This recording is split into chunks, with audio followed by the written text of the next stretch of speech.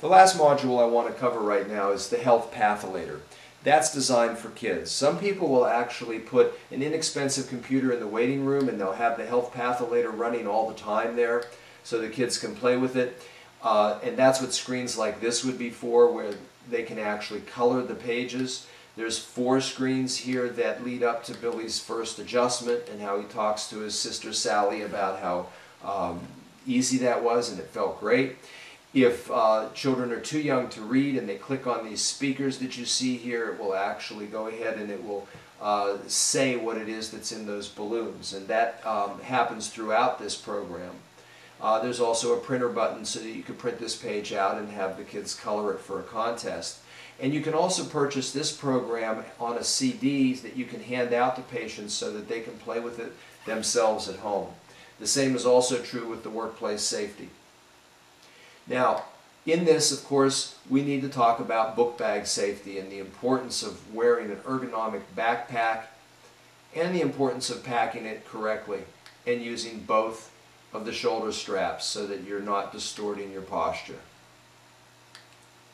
The children can even learn about how much their backpack should weigh. For instance, if they were to have a backpack that weighs 12 pounds and they lifted it 10 times a day, that's 120 pounds a day.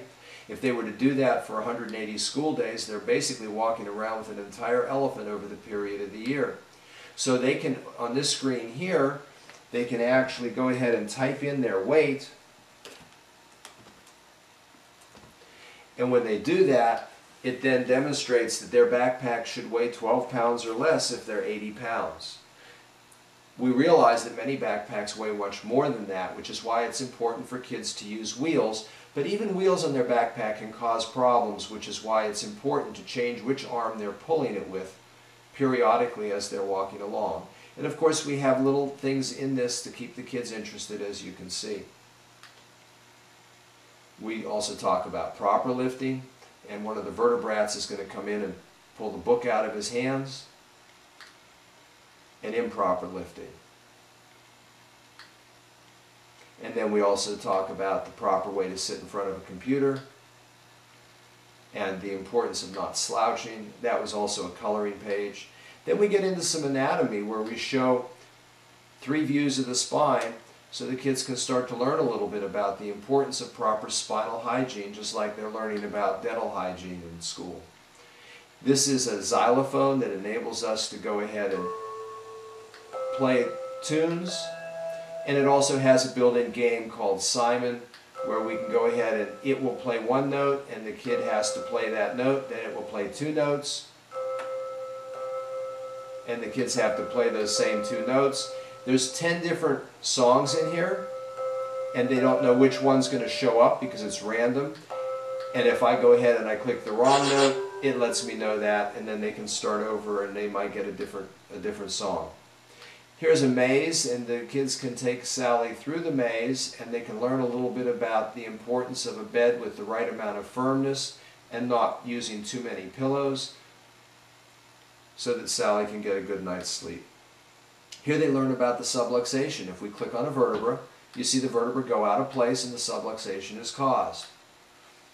The next screen is a screen that we've created thanks to Dr. Ted Koren, who allowed us to take a poster he has of the 5 components of the subluxation and to animate that poster. So here's the kinesiopathology with gremlins attacking the spine and moving the spine out of its normal position and posture. Here's the neuropathology as an example.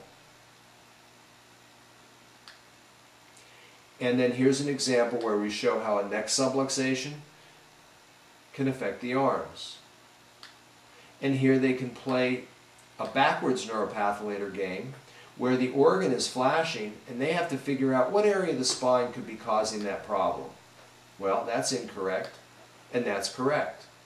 And what they'll learn, once it's correct, it flashes another organ. They'll learn that C1 is responsible for the nerve supply to most of the organs if they experiment with it. And the next screen allows us to talk about symptom versus cause, similar to those screens in the neuropathylator and the SHO module. Each one is handled a little differently based on the way the information is being delivered. But here we learn that if we turn off the alarm, we're ignoring the cause and allowing the condition to get worse. And that's what most drugs do. On the other hand, doesn't it make more sense to actually put our attention into the cause? And there's a number of more screens here that enable the children to test their parents on things so that they both end up learning more about chiropractic care with a few trick questions. That's here in the word game section, where you see a crossword puzzle as well, and here's the true and false part. And then we also have some food games where they can make a breakfast and play with different foods and see whether they have a good breakfast or not. They just have to have 4 items.